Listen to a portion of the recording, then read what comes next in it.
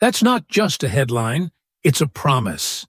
A promise that, by the end of this story, you'll understand how 30 seconds of cruelty can illuminate decades of silence, and how sometimes the most powerful weapon against injustice is simply the truth being seen. Sometimes it takes just one moment, one viral video to expose what a whole community has been pretending not to see. If this story moves you, I'd be grateful if you'd hit that like button and subscribe to help these important stories reach more people who need to hear them. Your comments mean the world to me. They remind me why these stories matter. And if you're able, the thanks button below helps me keep bringing you these real-life stories that touch hearts and change minds. Thank you for being here and for caring about these voices that deserve to be heard. The notification sound was soft, almost innocent. Ping. Then another ping. By the time Madison Brooks's mother, Carol, looked at her own phone that Tuesday morning in October, the sound had become a relentless symphony of alerts that would forever divide their lives into before and after. "Madison, honey, are you seeing this?" Carol's voice carried up the stairs of their rental house on Maple Street. That careful tone parents use when they're trying not to panic their children while their own world tilts sideways. But Madison was already seeing it. Had been seeing it since 3:17 a.m. when the first notification woke her up. Her phone screen glowed in the pre-dawn darkness of her new bedroom, still half-packed boxes stacked against unfamiliar walls, and there it was, her face, her humiliation, trending. The video was grainy, shot from someone's iPhone at an awkward angle, but clear enough to see her stumble backward into the cotton candy machine, clear enough to catch the laughter, clear enough to capture the exact moment when Tyler Richardson's hand snapped the strap of her bra for everyone at the Millbrook High School Harvest Festival to see. What the phone cameras caught, what was now racing across Instagram stories and TikTok feeds, faster than Carol could check her email, was the incident. What they couldn't capture was the lead-up, the way Tyler and his friends had circled her like wolves who'd caught the scent of something wounded. The way Madison had tried to laugh along at first. The desperate smile of every new kid who just wants to belong somewhere. The way her stomach had dropped when she realized this wasn't teasing. This was something else entirely. But most importantly, what those viral clips missed was the professional camera crew from Channel 7 News, positioned 30 yards away, recording what they thought would be a harmless feature story about small-town America and Friday night football traditions. Dennis Murphy had been covering local news for Channel 7 for 23 years. He'd filmed countless school events, always the same feel-good fluff piece about community spirit and hometown values. He was adjusting his tripod, focused on getting the perfect shot of the Ferris wheel against the October sky, when his cameraman, Jorge, grabbed his arm. "Dennis, you need to see this." Jorge's viewfinder showed something that would make Dennis forget every formulaic story he'd ever filed. Through his professional lens, he watched a 16-year-old girl being humiliated in real time, and he made a decision that would change everything.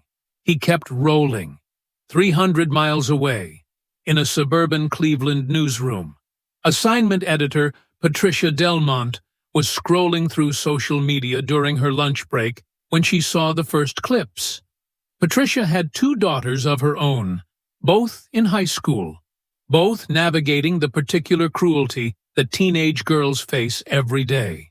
When she saw Madison's face in that moment, the shock, the humiliation, the way she tried to cover herself while backing away, Patricia felt something shift in her chest. "Mike," she called across the newsroom to the evening producer, "I need you to see something, and then I need you to make some calls." By 6 p.m. that Tuesday, what Tyler Richardson thought was a harmless prank between friends had become the lead story on 3 different news stations. By Wednesday morning, Millbrook shame was trending nationally. By Thursday, CNN was calling. But this story begins 3 weeks earlier, on a different kind of October morning, when Madison Brooks first walked through the doors of Millbrook High School with a fresh start and the kind of hope that only comes from teenagers who haven't yet learned how quickly things can fall apart. Millbrook, Ohio. Population 247 is the kind of place where everyone knows your name, your family history, and probably your GPA. It sits in the heart of farm country, where cornfields stretch to the horizon and Friday night football games are community events that draw 3 generations of families to aluminum bleachers under stadium lights that cost more than most folks' annual salary. The high school sits at the center of town like a red brick heart, pumping students through hallways lined with trophy cases that celebrate decades of modest athletic achievements and homecoming queens whose smiles are preserved behind glass like museum pieces. Walking through those doors for the first time, Madison felt the weight of tradition and the suffocating comfort of a place where change comes slowly, if at all. "You'll love it here," her mother had promised during the move from California. "Small towns are different. People look out for each other." Carol Brooks meant well. After the divorce, after the job loss, after everything fell apart in Sacramento, Millbrook represented a fresh start. Carol's sister lived here, had gotten Carol a job at the bank, had promised that small-town Ohio would be good for both of them. A place to heal, a place to belong. What Carol didn't understand, what no adult seems to understand about high school, is that teenage social structures are more rigid than any small-town tradition. Madison wasn't just the new girl. She was the new girl from California, with clothes that looked expensive even when they weren't, with a way of speaking that didn't quite fit the local rhythm, with a confidence that some mistook for arrogance and others saw as a threat. Emma Thompson noticed Madison first. Emma, whose father ran Thompson's Bakery on Main Street, whose family had lived in Millbrook for 4 generations, whose natural kindness made her the kind of person who collected strays, both animal and human. She found Madison eating lunch alone on that first Tuesday, picked at a turkey sandwich while scrolling through her phone, clearly pretending to be busy to avoid the embarrassment of sitting alone. "You're in my AP history class, right?" Emma's approach was gentle, practiced in the art of making lonely people feel welcome. "Mr. Peterson is brutal, but he's fair. Want to sit with us?" Madison looked up to see a girl with honest brown eyes and flour under her fingernails she'd been helping at the bakery before school, extending an invitation that felt like a lifeline. Us turned out to be an eclectic group that occupied a corner table in the cafeteria. Emma, the baker's daughter. Jake Martinez, who carried a camera everywhere and edited the school newspaper. Chloe Kim, whose parents owned the only Korean restaurant within 50 miles. And David Chen, no relation to the principal, who could fix any electronic device ever made but couldn't figure out how to talk to girls. For 2 weeks, Madison thought she'd found her place. She helped Emma with calculus homework, learned to anticipate Jake's perfectly timed jokes, discovered that Chloe's family made the best bulgogi she'd ever tasted, and even managed to get David to laugh without hiding behind his laptop screen.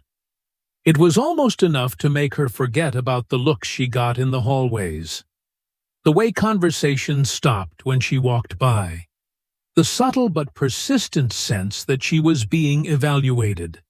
measured against some invisible standard that no one had explained to her. Tyler Richardson was the standard. Senior quarterback, mayor's son, the kind of golden boy who seemed to have been manufactured in a small-town laboratory designed to produce local legends. Tyler was handsome in that clean-cut, all-American way that made mothers trust him and fathers want to shake his hand. He said, "Yes, sir," and "No, ma'am," without being told, held doors open for teachers, and had been dating Brittany Walsh, the homecoming queen, since sophomore year. What people didn't see, what Madison was about to discover in the worst possible way, was that Tyler's perfection came with a price. The pressure of being the mayor's son, of carrying the town's expectations, of maintaining an image that never allowed for weakness or mistake, had created something sharp and cruel inside him, something that needed an outlet. Madison became that outlet on a Thursday afternoon in early October, when she made the mistake of outscoring Tyler on a calculus test. It started small. Comments about her clothes, her accent, the way she raised her hand in class. Tyler's friends Kyle Morrison, Brandon Ford, Josh Stevens joined in with the loyalty of lieutenants following orders. They called it teasing. They called it harmless fun. They called it everything except what it was: systematic harassment designed to put the new girl in her place.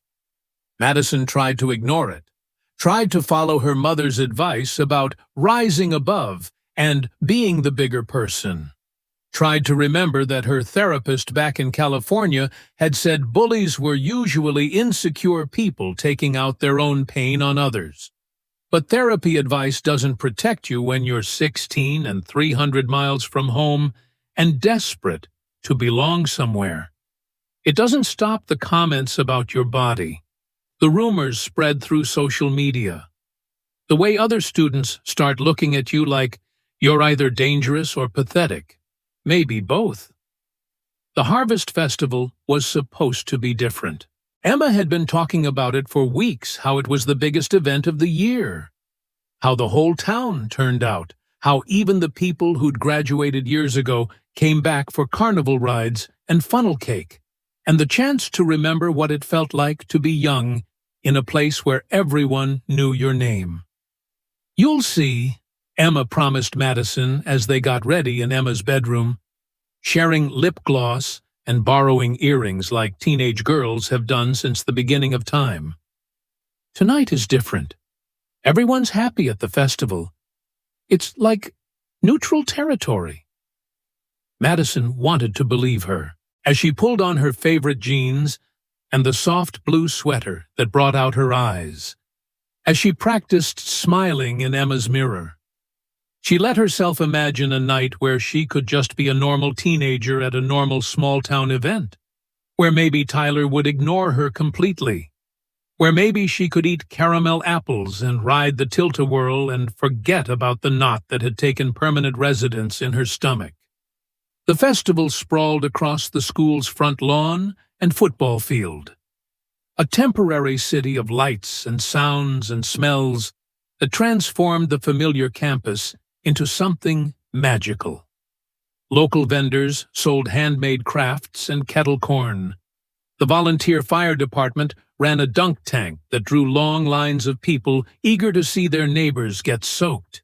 And teenagers moved in packs between the ring toss and the haunted house, testing boundaries and pushing limits in the anonymous darkness between street lamps. Madison, Emma, and Jake found themselves near the Ferris wheel around 8 o'clock, sharing a bag of fresh donuts and watching the lights of Millbrook spread out below them during their ride to the top for 20 minutes.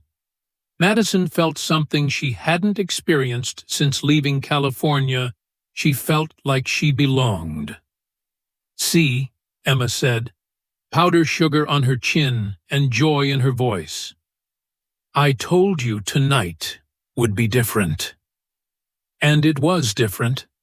just not in the way Emma meant.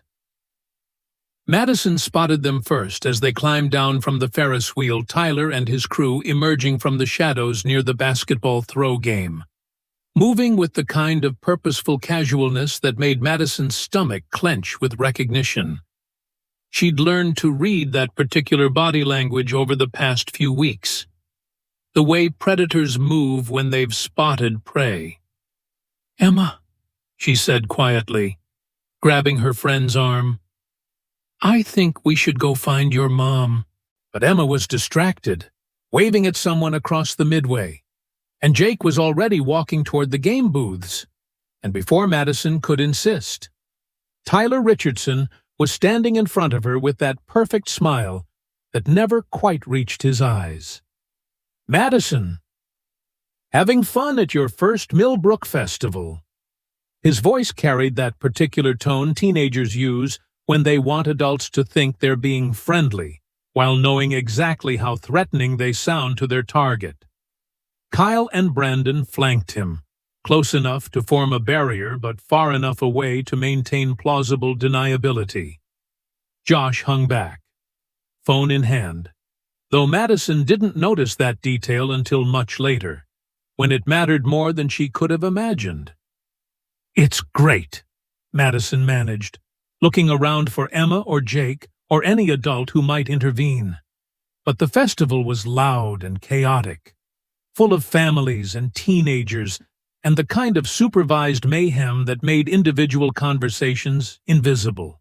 "You know," Tyler continued, stepping closer, "we never really got to properly welcome you to Millbrook. That's not very friendly of us. Is it?" The cotton candy machine hummed behind her, pink sugar spinning in endless circles.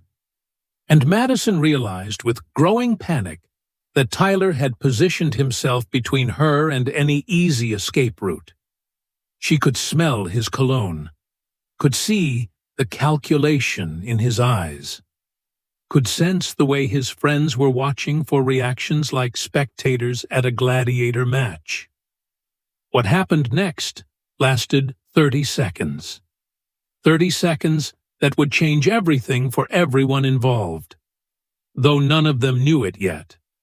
Tyler reached out as if to brush something off her shoulder, a gesture that might have looked caring to any adult watching from a distance. But his hand didn't stop at her shoulder. It traced down to the strap of her bra, visible through her thin sweater. And before Madison could react, before she could step back or protest or defend herself, he grabbed the strap and pulled. The elastic snapped back against her skin with an audible pop that seemed to echo louder than the carnival music.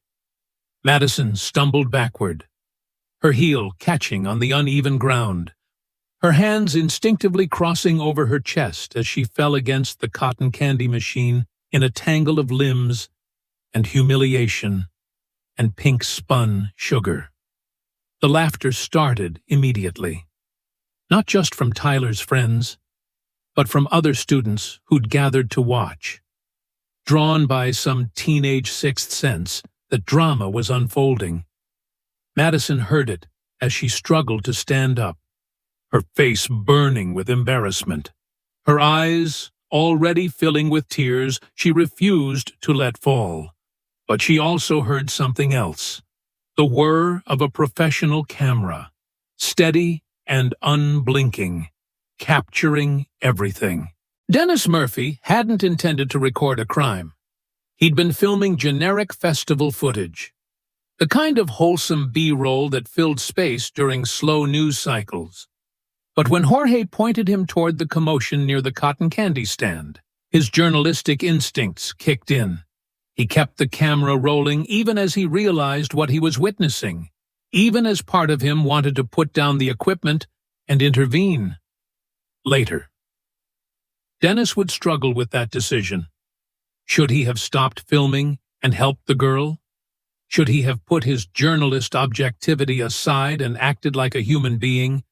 Those questions would keep him awake for weeks.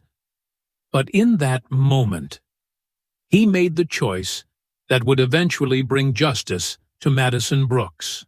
He kept rolling, capturing not just the incident itself, but Tyler's reaction afterward, the satisfied smirk, the casual way he high-fived his friends, the complete absence of remorse or recognition that he'd just humiliated another human being in front of half their school.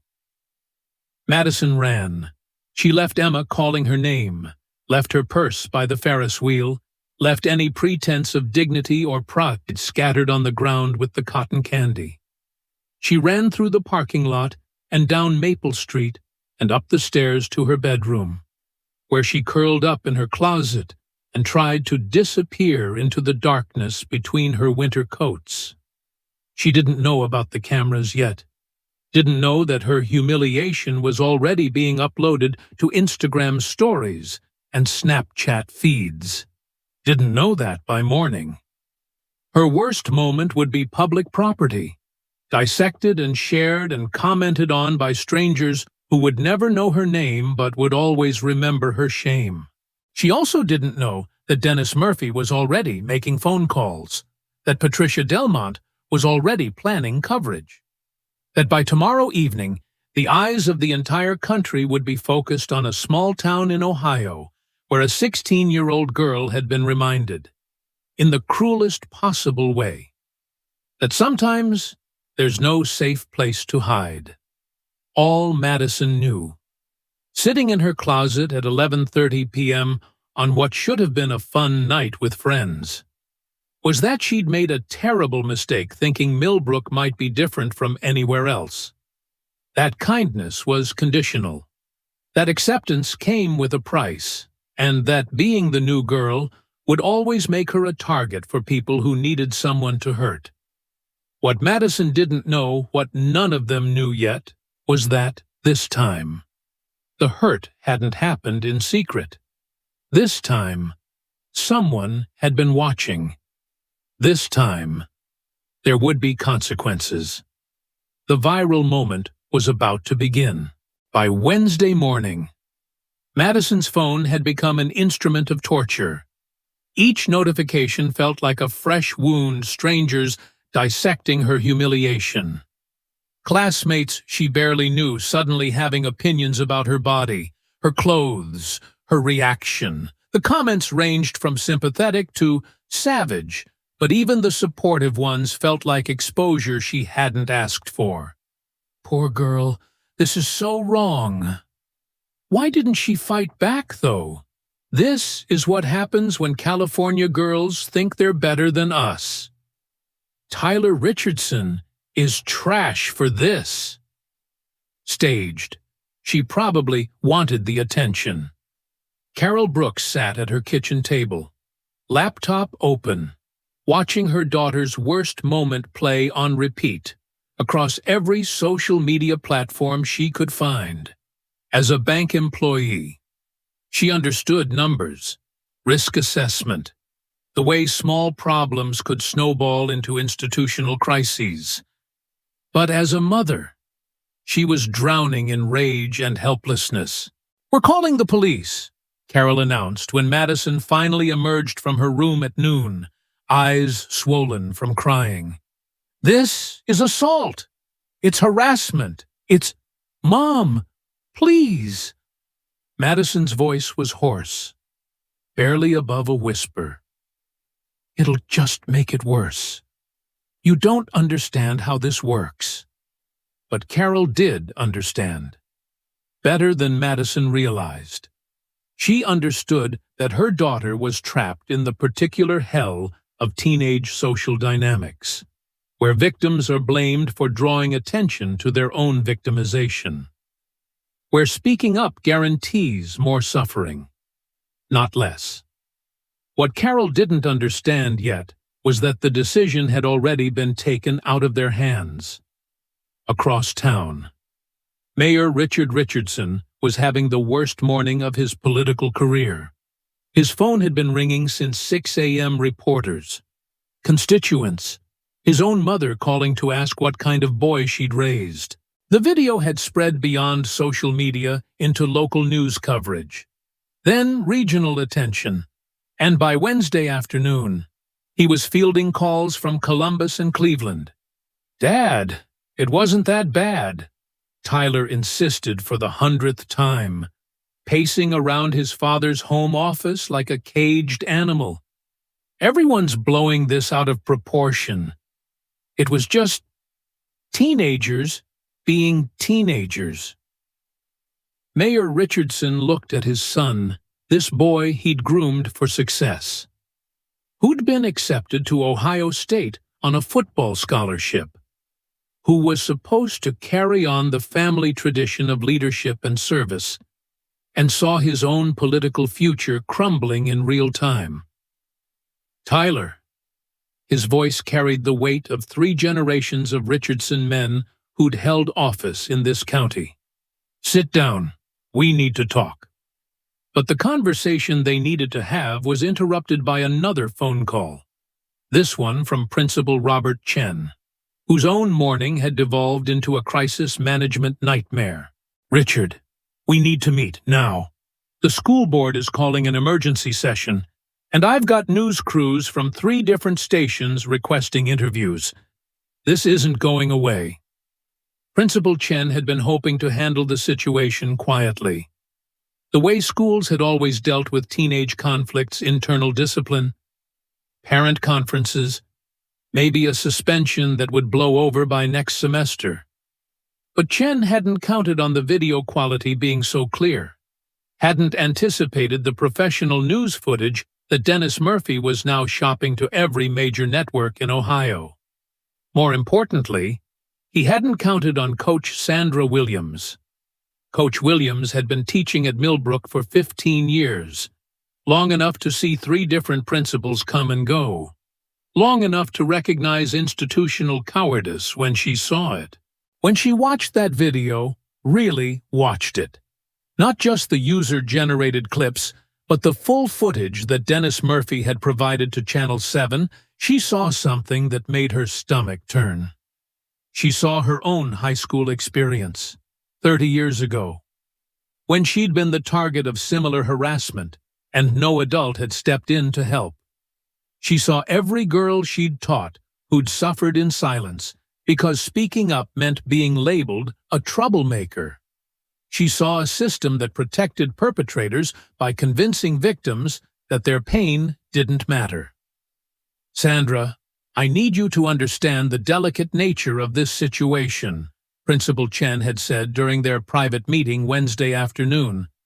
"Tyler is a good kid who made a mistake. Madison is new here, still adjusting. If we can handle this internally, avoid the media circus." "Bob?" Coach Williams's voice was steady, but there was steel underneath.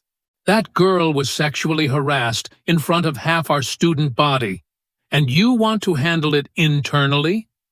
What exactly does that look like?"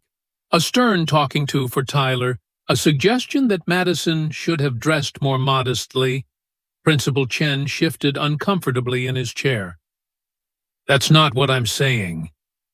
"Then what are you saying? Because from where I'm sitting, it sounds like you're more concerned about protecting this school's reputation than protecting our students."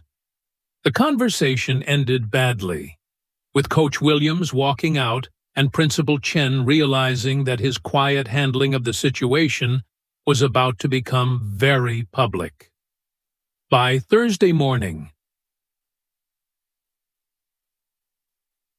Millbrook shame was trending nationally, and Millbrook High School was under siege. News vans lined the street outside the school. Reporters interviewed anyone willing to talk, and students found themselves navigating camera crews on their way to first period.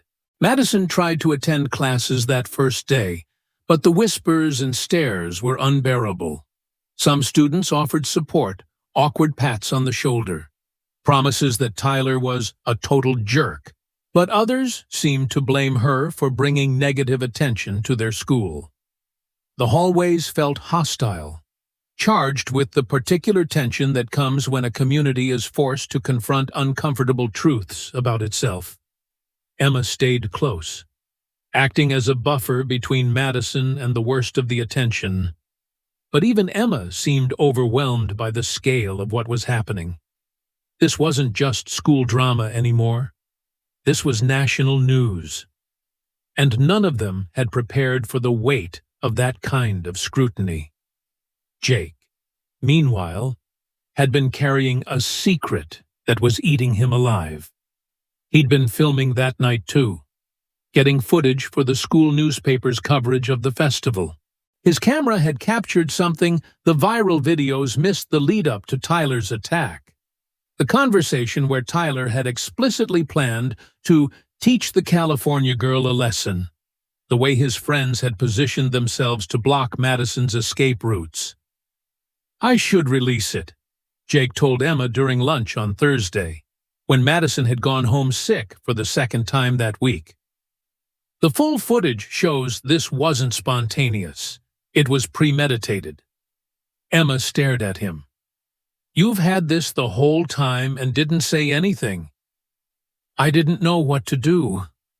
If I release it, Tyler's life is over. But if I don't—" Jake gestured helplessly toward the news vans visible through the cafeteria windows. "Everyone's acting like this was just boys being boys, but it wasn't. It was planned." The decision was taken out of Jake's hands when Dennis Murphy contacted him directly. Professional journalists, it turned out, were very good at finding teenage photographers who might have relevant footage. By Thursday evening, Jake's video was in the hands of Channel 7's legal team, being reviewed for potential criminal evidence. Friday brought the school board meeting that would change everything. The Millbrook High School auditorium had never hosted anything like it. Every seat was filled, with overflow crowds standing along the walls and spilling into the hallway. Local parents sat next to reporters from CNN and the Washington Post.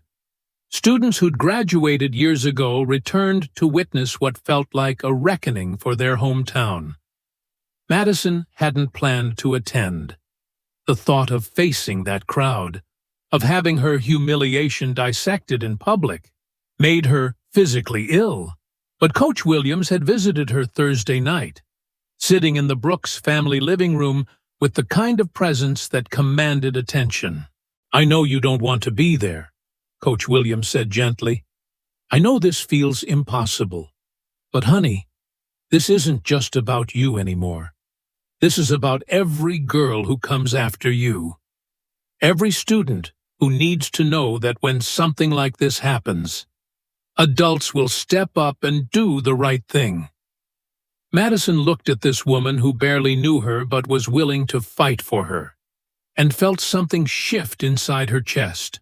Not courage, exactly, but something harder and more durable: determination.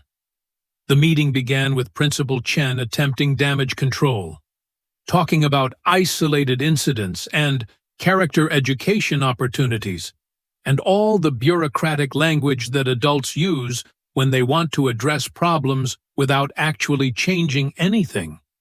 But then Dennis Murphy played the full footage, not just the viral clips that everyone had seen, but the complete sequence Tyler's planning, the systematic isolation of Madison, the deliberate nature of the attack, and most damning of all, the reaction afterward, the way Tyler and his friends celebrated, the way other students laughed, the way adults in the vicinity looked away, choosing not to see what was happening right in front of them. The auditorium went silent. When the footage ended, Mayor Richardson stood up from his seat in the front row. His face was gray, and when he spoke, his voice carried the weight of a man watching everything he'd built crumble in real time. "I owe this community an apology," he said, not bothering with the microphone, his words carrying clearly through the silent room. I raised a son who thought it was acceptable to humiliate another human being for his own entertainment. I failed as a parent. And I failed as a leader who should have been setting a better example. Tyler sat beside his father, slumped in his chair like a deflated balloon. The boy who'd seemed so confident, so entitled just a week ago, now looked exactly like what he was, a scared teenager who'd finally been forced to confront the consequences of his actions. But it was Madison's speech that broke the room open. She walked to the podium on unsteady legs, her prepared remarks shaking in her hands, facing a crowd of hundreds of people who'd watched her worst moment play out on their phone screens. For a long moment, she just stood there, looking out at the sea of faces, some supportive, some hostile, most just curious about what the girl at the center of all this drama would say. "I moved here from California 3 months ago," Madison began, her voice barely above a whisper, but somehow carrying to every corner of the auditorium. "My mom told me small towns were different, that people look out for each other here, that I'd be safe." She paused, gathering courage, and when she continued, her voice was stronger. "I didn't ask to be the new girl. I didn't ask for attention. I just wanted to go to school and make friends, and maybe eat lunch without wondering who was talking about me behind my back. I wanted to feel normal again after everything my family had been through." Madison looked directly at Tyler for the first time since that night at the Carnival. He couldn't meet her eyes. "What happened to me wasn't boys being boys. It wasn't harmless fun. It was a deliberate choice to hurt someone who was already struggling, someone who was already lonely, someone who couldn't fight back. And the worst part isn't what Tyler did to me. The worst part is how many people watched it happen and did nothing." The silence in the auditorium was complete now, broken only by the soft sound of someone crying in the back row. "I don't want Tyler's life to be ruined," Madison continued, and several people in the crowd looked surprised by this admission. "I don't want him to lose his scholarship or go to jail or never have a future. I want him to understand what he did. I want him to make sure it never happens to anyone else. And I want this school to change so that the next new kid, the next girl who's different or shy or vulnerable, doesn't have to go through what I went through." She stepped back from the microphone, her legs shaking, and the auditorium erupted, not in applause, exactly, but in something more complex, the sound of a community beginning to grapple with uncomfortable truths about itself. The changes came quickly after that. Principal Chen announced his resignation the following Monday, acknowledging that his handling of the situation had been inadequate. The school board implemented new anti-bullying policies with real consequences, mandatory training for staff and students, and a reporting system that protected victims while ensuring accountability.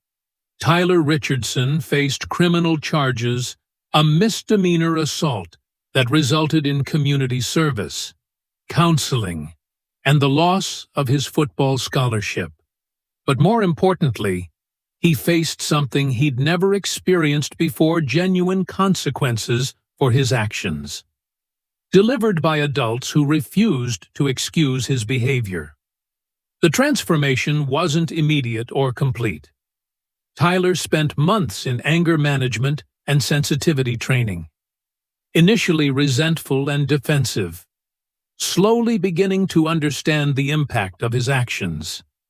Madison spent months in therapy, working through trauma that went deeper than one night at a carnival, learning to trust again, to believe that her voice mattered, that her pain was valid.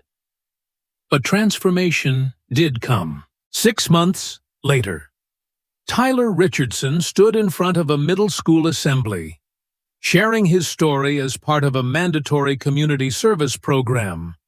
He talked about entitlement and peer pressure and the way good kids can do terrible things when they stop seeing other people as human beings. He talked about consequences and accountability, and the difference between punishment and justice. Madison Brooks, meanwhile, had found her voice.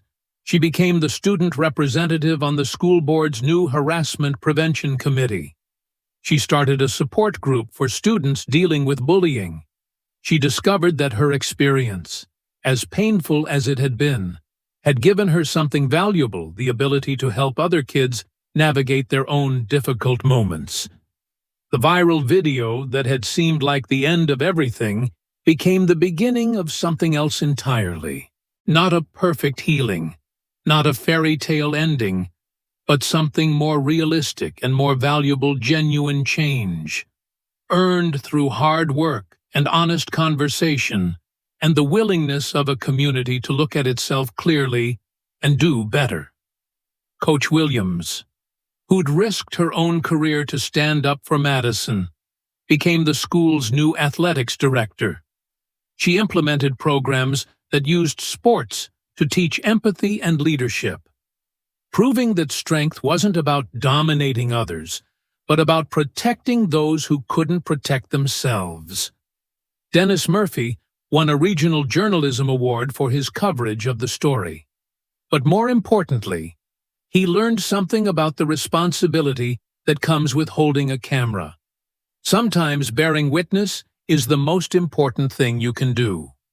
Sometimes the simple act of recording truth is enough to change everything. And Emma learned that friendship sometimes means standing up when it's uncomfortable, speaking out when it's risky, choosing justice over popularity.